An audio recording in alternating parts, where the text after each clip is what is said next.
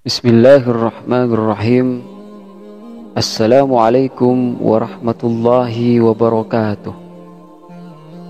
Para saudaraku yang dirahmati Allah subhanahu wa ta'ala, salah satu nabi yang diberkahi dan dipuji oleh Allah yaitu Nabi Ishaq. Bagaimana kisahnya? Simak video ini sampai selesai agar tidak salah paham.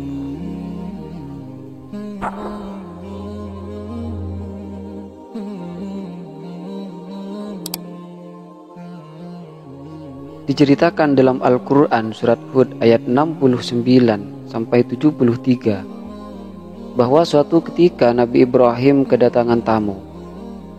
Tamu-tamu tersebut menurut Utsman ibnu Muhaisin berjumlah 4 orang, yaitu malaikat Jibril, malaikat Mikail, malaikat Israfil, dan malaikat Rafail. Tamu tersebut memberi selamat kepada Nabi Ibrahim. Setelah itu, Nabi Ibrahim menyuguhkan daging anak sapi yang dipanggang kepada mereka. Namun tangan mereka sama sekali tidak menjamah makanan tersebut. Melihat hal tersebut, Nabi Ibrahim merasa curiga dan takut. Ternyata tamu-tamu asing tersebut adalah malaikat utusan Allah yang datang untuk membinasakan kaum Lut. Selain memiliki tujuan kepada kaum Lut, tamu tersebut juga bertujuan memberi kabar gembira kepada Nabi Ibrahim akan kelahiran seorang putra yang bernama Ishaq, sesuai yang termaktub dalam Al-Quran surat Hud ayat 71, yang artinya, dan istrinya berdiri lalu dia tersenyum, maka kami sampaikan kepadanya kabar gembira tentang kelahiran Ishaq, dan setelah Ishaq akan lahir Yakub. Al-Quran Surat Hud ayat 71. Mengetahui kabar yang disampaikan tersebut, Sarah sangat tercengang sekaligus bahagia. Pasalnya, Sarah pada saat itu sudah tua, ketika itu berusia 90 tahun, dan memiliki kondisi yang mandul. Namun sungguh kuasa Allah tiada bandingnya, dan selalu memberi rahmat kepada hamba-hambanya. Allah berfirman, demikianlah Tuhanmu memfirmankan, sesungguhnya dialah yang maha bijaksana, lagi maha mengetahui. Al-Quran Surat Az-Zariyat ayat 30. Kelahiran Ishak sendiri merupakan sebuah berkah dan karunia bagi Nabi Ibrahim, karena Nabi Ibrahim berharap kelak ketika dewasa Ishak dapat diangkat sebagai Nabi utusan Allah dan dapat melanjutkan dakwahnya di Palestina. Nabi Ishak dilahirkan di kota Kan'an pada tahun 1761 sebelum Masehi. Nabi Ishak adalah putra kedua dari Nabi Ibrahim dengan Sarah setelah lahirnya Nabi Ismail. Pada saat Nabi Ishak terlahir di dunia, usia Nabi Ibrahim sudah terbilang sangat tua, yaitu berumur 100 tahun. Nabi Ishak dilahirkan 14 tahun setelah Nabi Ismail. Semasa hidupnya, Nabi Ishak memiliki keturunan yang juga diangkat sebagai seorang nabi, yaitu Nabi Yakub. Nabi Ishak merupakan nabi ke-9 yang ditugaskan berdakwah di wilayah Palestina, menggantikan ayahnya yaitu Nabi Ibrahim, yang pada saat itu telah menginjak usia senja. Wilayah dakwah Nabi Ishak adalah di daerah Kan'an dan Syam. Nabi Ishak termasuk orang-orang yang diberkahi dan dipuji oleh Allah, seperti yang difirmankan Allah dalam Al-Quran Surat Shad ayat 45 sampai 47, yang artinya, dan ingatlah hamba-hamba kami Ibrahim, Ishak, dan Yakub, yang mempunyai perbuatan-perbuatan yang besar dan ilmu-ilmu yang tinggi, dengan menganugerahkan kepada mereka akhlak yang tinggi, yaitu selalu mengingatkan manusia pada negeri akhirat. Sesungguhnya kami telah menyucikan mereka dengan menganugerahkan kepada mereka akhlak yang tinggi, yaitu mengingatkan manusia pada negeri akhirat.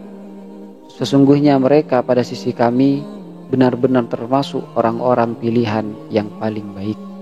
Al-Quran surat Shad ayat 45 sampai 47.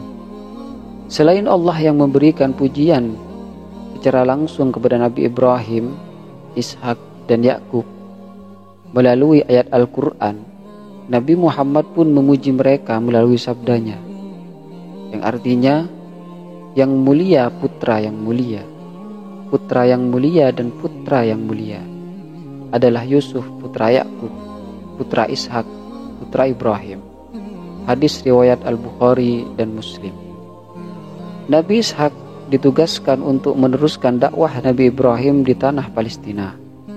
Beliau menyeru kepada kaum di sana untuk menyembah dan mengesahkan Allah, mendirikan salat, menunaikan zakat, serta mengerjakan kebajikan-kebajikan lainnya sesuai dengan apa yang diperintahkan oleh Allah.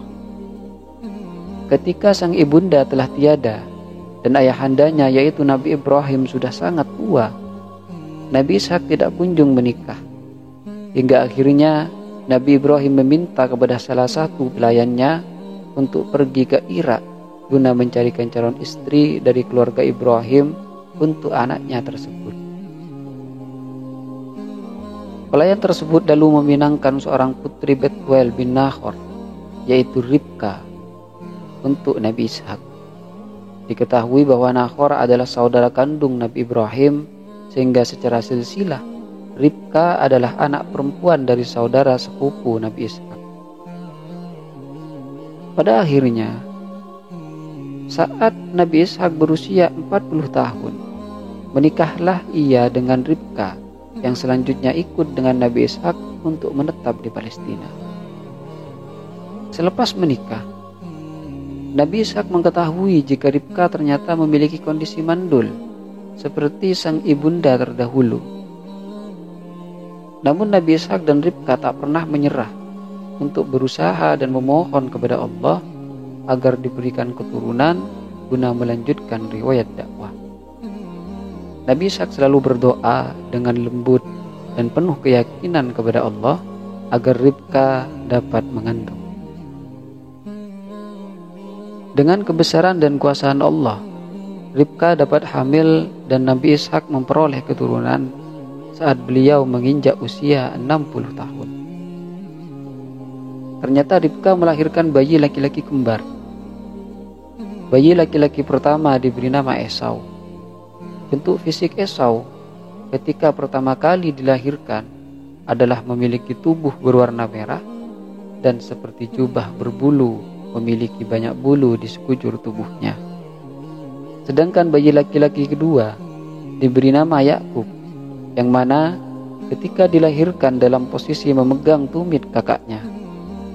Allah juga mengabadikan kisah kelahiran Yakub dalam Al-Quran surat Al-Anbiya ayat 72, yang artinya, dan kami telah memberikan kepadanya, yaitu Ibrahim, memberikan Ishak dan Yakub sebagai suatu anugerah dari kami, dan masing-masingnya kami jadikan orang-orang yang soleh. Al-Quran surat Al-Anbiya ayat 72. Saat bertumbuh dewasa, Esau dan Yakub memiliki ketertarikan yang cenderung bertolak belakang. Esau lebih suka mengasah kemampuannya dalam hal berburu hingga menjadi pemburu yang handal. Maka ia lebih suka tinggal di padang. Sedangkan Yakub lebih berperangai lemah lembut. Ia lebih suka tinggal di rumah untuk membantu ibunya memasak. Yakub juga suka berkemah di sekitar rumahnya.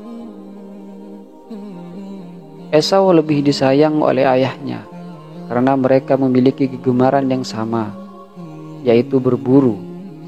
Esau juga sering membawa hasil buruannya ke rumah untuk dimasak dan dimakan bersama keluarganya.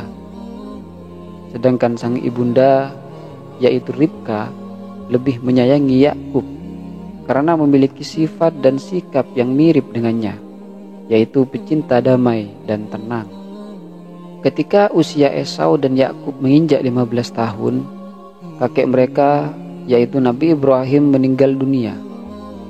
Nabi Ibrahim meninggal dunia pada saat usia Nabi Ishak 75 tahun. Jasad beliau dikebumikan di Gua Mahpela di wilayah Hebron, tempat yang sama dengan makom Sarah.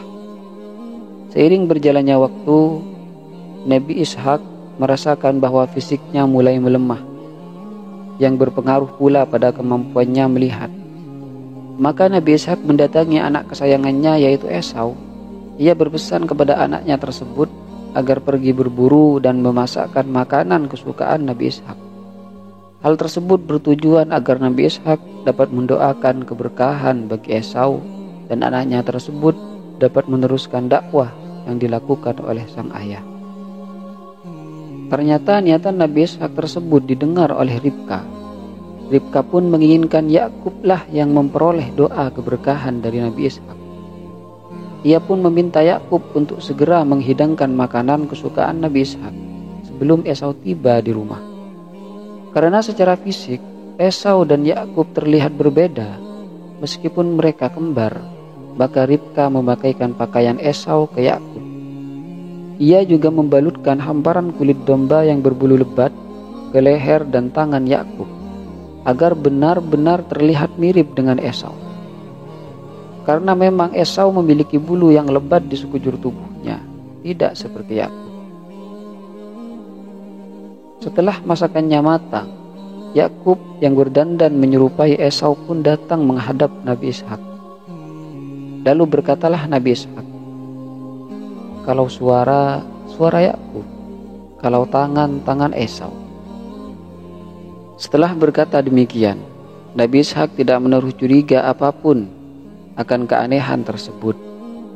Ia tetap memakan dengan lahap makanan yang disajikan oleh Yakub. Setelah itu, Nabi Ishak mendoakan Yakub yang ia kira adalah Esau, agar ia selalu diberkahi, dilingkupi dengan kebaikan, dikaruniai nikmat melimpah, diberikan rezeki yang banyak, serta menjadi tuan bagi saudara dan keturunannya. Tidak lama setelah Nabi Ishak selesai berdoa, Esau pun pulang kembali ke rumah. Nabi Ishak pun bingung, hingga akhirnya diketahui oleh Nabi Ishak dan Esau bahwasanya Yakub telah berpura-pura menjadi Esau. Esau pun sangat marah dan meminta ayahandanya membatalkan doa untuk Yakub. Namun doa tersebut tidak dapat ditarik kembali. Akhirnya dalam keadaan penuh emosi, Esau bersumpah untuk membunuh Yakub apabila kelak ayahnya telah meninggal. Mendengar sumpah Esau tersebut, Ribka pun takut dan panik. Ia bergegas menyuruh Yakub untuk segera pergi ke daerah Laban, Mesopotamia. Di sana Yakub akan tinggal bersama dengan saudara Ribka. Yakub sempat berpamitan dengan sang ayah ketika hendak pergi ke Mesopotamia. Sang ayah berpesan agar Yakub tidak menikahi perempuan Palestina, karena pada saat itu mereka adalah golongan yang tidak beriman. Sebagai solusi, Nabi Ishak menyarankan Yakub untuk mencari istri dari keluarga besar Nabi Ibrahim di Mesopotamia. Nabi Ishak meninggal dunia pada usia 180 tahun dan dimakamkan di Gua Mahpela bersama keluarga besarnya, yaitu Nabi Ibrahim, Sarah, dan Ribka yang telah pergi terlebih dahulu. Selepas kepergian sang ayah, Yakub kembali lagi ke Palestina. Setelah belasan tahun tinggal di Mesopotamia, ia mengajak serta keluarganya yang terdiri 2 orang istri, 2 selir, 12 anak laki-laki, dan 1 orang anak perempuan. Pada saat itu, Yakub dan Esau telah berdamai kembali dan saling memaafkan. Mukjizat yang dianugerahkan oleh Allah kepada Nabi Ishak guna membantu beliau dalam menjalankan dakwah di Palestina. Yang pertama, atas seizin Allah Ta'ala, Nabi Ishak yang pada saat itu telah berusia sangat tua, yakni 100 tahun, dapat memiliki keturunan dengan istrinya Ribka yang memiliki kondisi mandul. Yang kedua, keturunan dari Nabi Ishak adalah pencetus dari munculnya kaum Bani Israel, yang mana kaum Bani Israel terlahir dari para keturunan Nabi Yakub. Nabi Yakub memiliki nama lain Israel, dan ia merupakan keturunan dari Nabi Ishak. Sehingga dari garis keturunan tersebut lahirlah kaum Bani Israel, di mana total telah ada 12 nabi yang diutus oleh Allah kepada kaum Bani Israel tersebut. Salah satu dari 12 nabi tersebut adalah Nabi Isa alaihissalam. Wallahu a'lam. Demikianlah kisah Nabi Ishak yang dapat kita petik hikmahnya, dan semoga kisah ini membawa barokah dan manfaat kepada kita. Dan jangan lupa dukung channel ini dengan cara like, komen, dan subscribe, serta nyalakan loncengnya agar kalian tidak ketinggalan video selanjutnya. Wallahul muwaffiq ila aqwamit thoriq. Wassalamualaikum warahmatullahi wabarakatuh.